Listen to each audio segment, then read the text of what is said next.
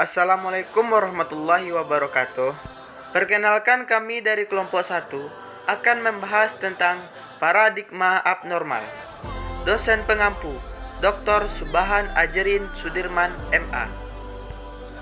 Dan perkenalkan juga, anggota kelompok kami beranggotakan 3 orang. Pertama, ada Matlaul Fajri dengan NIM 21150400103. Kemudian Khairun Nisa dengan NIM 21150401559. Kemudian Melinda Sri Wahyuni dengan NIM 21150401618.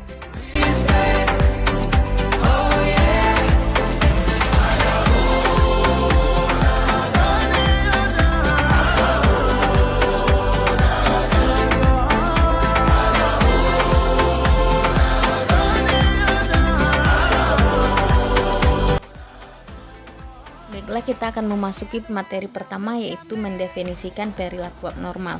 Psikologi abnormal merupakan salah satu cabang dari psikologi yang berkaitan dengan deskripsi, penyebab, dan penanganan pola perilaku abnormal. Psikologi abnormal mencakup sudut pandang yang lebih luas tentang perilaku abnormal dibandingkan studi tentang gangguan mental atau gangguan psikologis. Sebagai contoh, pemerkosaan tentu saja merupakan suatu bentuk perilaku abnormal, walaupun tidak dapat diklasifikasikan sebagai gangguan psikologis.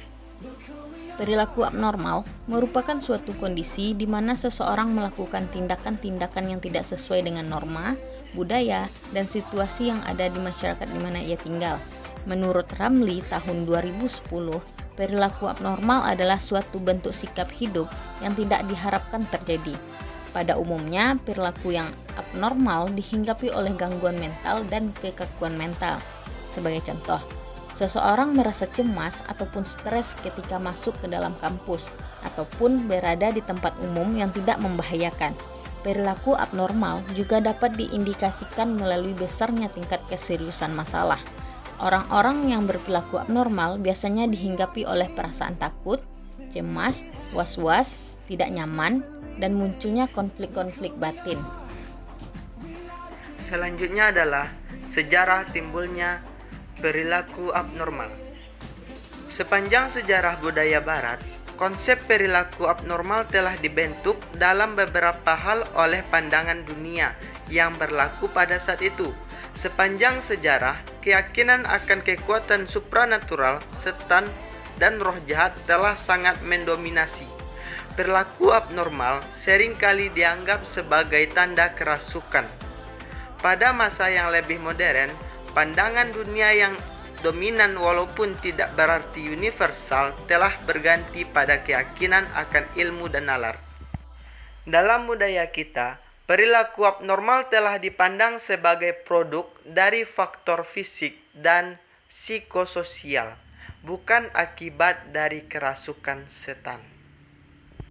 Adapun sejarah tentang perilaku abnormal, pertama model demonologi, kemudian asal mula model medis dalam cairan tubuh yang memicu penyakit, kemudian zaman pertengahan, ilmu sihir, rumah sakit jiwa, gerakan reformasi dan terapi moral, kemudian suatu langkah mundur, kemudian gerakan kesehatan mental komunitas, kemudian perspektif kontemporer tentang perilaku abnormal.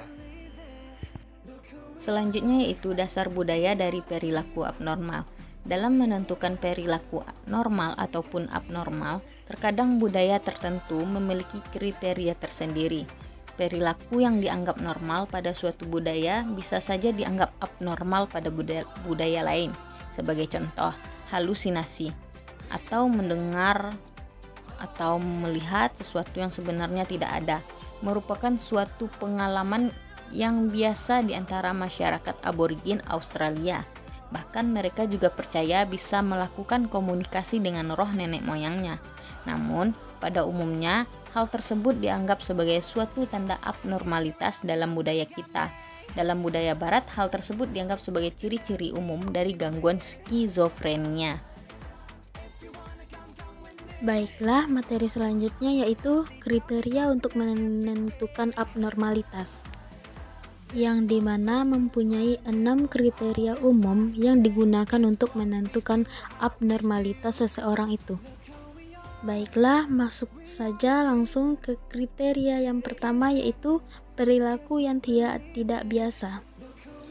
Perilaku yang tidak biasa mempunyai arti, sikap, ataupun perilaku yang dimunculkan berbeda dengan orang-orang lain pada umumnya.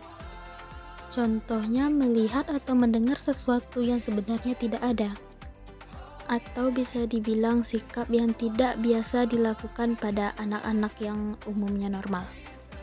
Yang kedua yaitu perilaku yang tidak dapat diterima secara sosial atau melanggar norma sosial, yang artinya melakukan tindakan yang tidak biasa diterima atau dibenarkan di dalam budaya tertentu. Namun di sini perlu diingat bahwa perilaku abnormal di budaya tertentu bisa dianggap normal pada situasi dan budaya lainnya.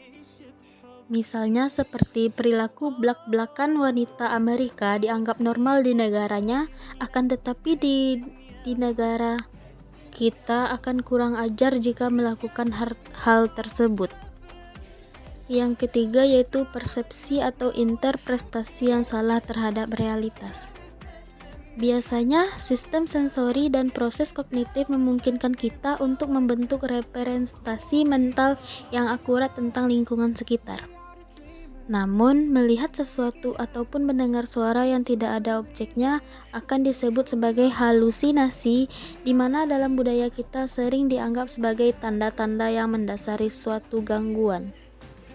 Contohnya, halusinasi, delusi, dan lain-lain sebagainya. Yang keempat yaitu orang-orang tersebut berada dalam stres personal yang signifikan. Kondisi stres personal yang diakibatkan oleh gangguan emosi seperti kecemasan, ketakutan, atau depresi yang dianggap abnormal. Stres yang dimaksudkan dalam hal ini adalah jika stres tersebut berkelanjutan walaupun sumber stresnya telah hilang. Selain itu, jika kondisi perasaan tersebut sangat intens sehingga merusak kemampuan individu untuk berfungsi kembali. Yang kelima yaitu perilaku maladaptif atau self-defeating. Merupakan perilaku yang menghasilkan ketidakbahagiaan dan bukan self-fulfillment. Perilaku ini juga cenderung membatasi kemampuan individu untuk berfungsi dalam peran yang diharapkan atau untuk beradaptasi dengan lingkungan sekitar. Contohnya perilaku agorafobia, yaitu perasaan takut yang berlebihan ketika berada di area publik. Yang keenam yaitu perilaku berbahaya. Perilaku berbahaya merupakan perilaku yang dapat merugikan atau membahayakan diri sendiri atau orang lain. Contohnya yaitu percobaan bunuh diri, melukai orang lain, dan lain-lain sebagainya.